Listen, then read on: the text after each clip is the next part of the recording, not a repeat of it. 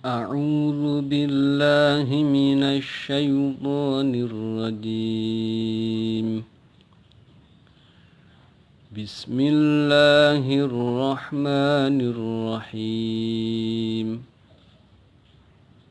تبت يدا أبي لهب وتب ما أغنى عنه ماله وما كسب سيصلى نارا ذات لهب وامرأته حمالة الحطب في جيدها حبل من مسد بسم الله الرحمن الرحيم. إذا جاء نصر الله والفتح ورأيت الناس يدخلون في دين الله أفواجا فسبح بحمد ربك واستغفره إنه كان توابا. بسم الله الرحمن الرحيم. قل يا أيها الكافرون لا أعبد ما تعبدون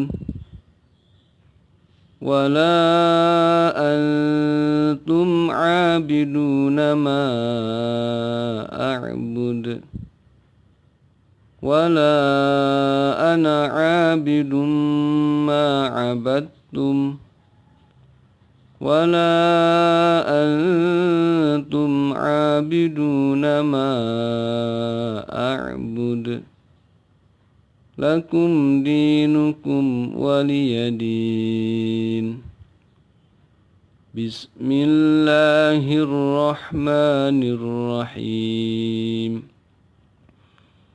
إنا أعطيناك الكوثر فصل لربك وانحر إن شانئك هو الأبتر.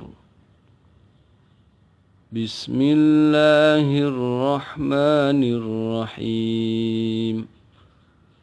أرأيت الذي يكذب بالدين فذلك الذي يدع اليتيم ولا يحض على طعام المسكين فويل للمصلين الذين هم عن صلاتهم ساهون الذين هم يراءون ويمنعون الماعون.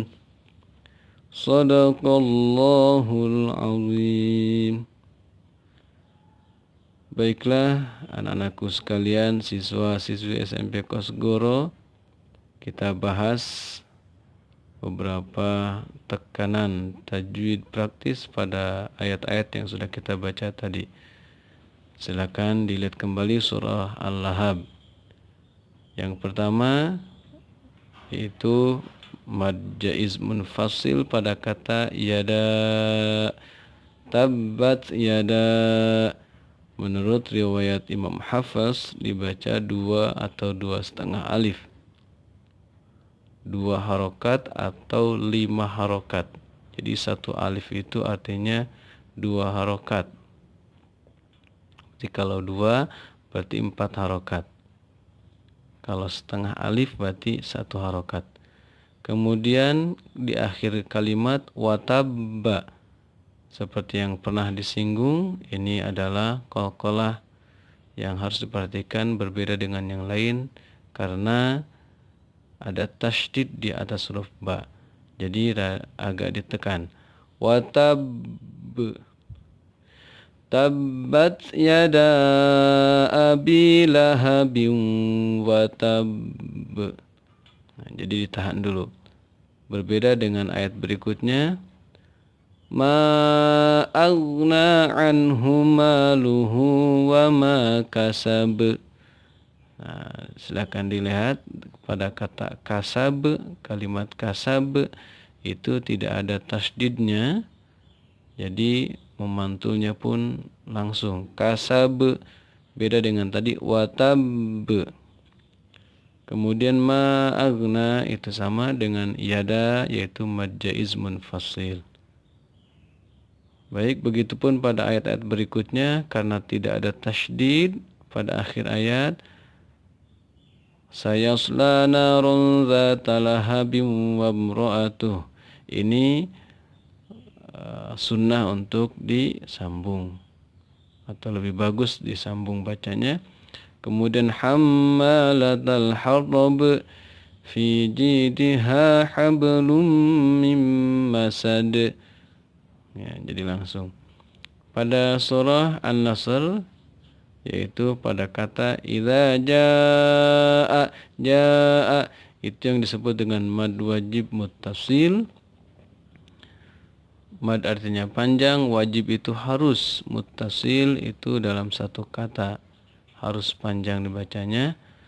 Menurut riwayat Imam Hafiz yaitu 2 atau 2,5 alif. Pada akhir kalimat wal fathu, jika dia waqaf atau berhenti maka tidak berdesis taknya, tidak wal fath, tidak, tapi wal fath. Wal fath dia akan berdesis ketika diwasal atau disambung dengan ayat berikutnya. Contoh, idza jaa nasrullahi wal fathu wa ra'aitan nasa yadkhuluna fi dinillahi afwaja. Begitu. Nah, pada ayat yang kedua ini surat An-Nasr kita bertemu dengan gunnah, yaitu nun yang bertasydid seperti pada rumus ataupun ayat yang sebelumnya yaitu surah An-Nas. Kemudian di ayat berikutnya fasabbih bihamdi rabbika wastaghfir. Hati-hati jangan pakai ge, jangan tagfir karena itu bukan huruf G tapi ghain. Taghfir. Nah, disarankan untuk melihat praktiknya, lihat langsung kepada apa yang diucapkan guru. Wastaghfir. Nah, di ujung ra berhukum tarkik itu ada hak sukun. Wastaghfir.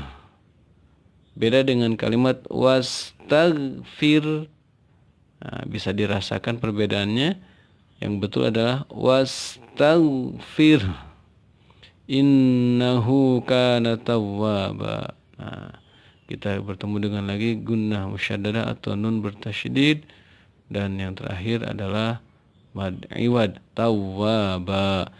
Itu wajib dibaca 2 harokat. Tandanya apa? Yaitu di akhir ayat berharokat fathatain, ya, berbentuk seperti ini. Nah, ini menjadi rumus. Ini wajib dibaca 2, tidak boleh lebih. Bismillahirrahmanirrahim. Pada surah Al-Kafirun, pada kata qul ya ayyuhal kafirun, hukum bacaannya yaitu mad jaiz, yaitu mad tabi'i bertemu dengan hamzah pada kata atau kalimat yang lain. Begitupun dengan la a'budu ma ta'budun. La biasanya untuk pemula atau yang masih begitu tidak familiar atau masih awam dengan melihat tanda baca pada Al-Quran cetakan Kemenag, yaitu Rasam Utsmani, yaitu ada tanda seperti tanda bendera la. Nah, padahal kalau secara definisinya yaitu mad tabi'i bertemu dengan hamzah di lain kata. atau di lain kalimat. Begitupun ayat-ayat yang lain, wala antum, ya, wala ana abidum ma abadtum. Kemudian wala antum abiduna ma a'bud, ma bertemu dengan hamzah di kalian kata. Jadi ini sekali lagi menjadi rumus ketika berjumpa dengan bentuk yang seperti ini, dimanapun itulah dengan yang disebut dengan mad jaiz munfasil. Berikutnya pada surah Al-Kafirun, yaitu pada ayat yang ketiga, wala antum abiduna ma a'bud. Lihat kata antum, nun sukun atau nun berharakat sukun bertemu dengan huruf ta, salah satu huruf ikhfa, dibaca samar, antum. Jangan lupa berjumpa dimanapun maka dibacanya seperti itu. Kata kuncinya atau rumusnya, nunnya berharakat sukun kemudian bertemu dengan huruf ta atau huruf ikhfa. Kemudian pada akhir ayat a'bud, huruf dal harakatnya domah tapi waqaf atau berhenti, maka dia dibaca memantul atau qalah, a'bud. Pada ayat-ayat sebelumnya yaitu surah Al-Lahab itu kita bertemu dengan huruf qalqalah, huruf ba. Pada surat Al-Ikhlas Ahad kita berjumpa dengan huruf qalqalah dal, sama dengan di sini. A'bud, jangan ragu-ragu memantulnya. A'bud. Kemudian pada ayat keempat kata ana, walaupun dia harakatnya nun alif fathahna tapi dibaca pendek. Wala ana abidum ma abattum. Ini pengecualian kalimat atau kata ana, maka dibaca pendek, tidak berlaku hukum mad tabi'i.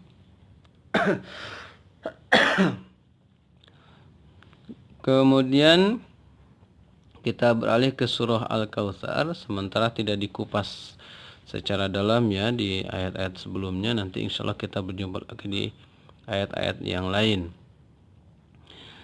Inna a'tainakal kautsar. Inna, siapa yang bisa nebak? Yaitu gunnah. Karena apa tandanya? Nun berharakat tasydid.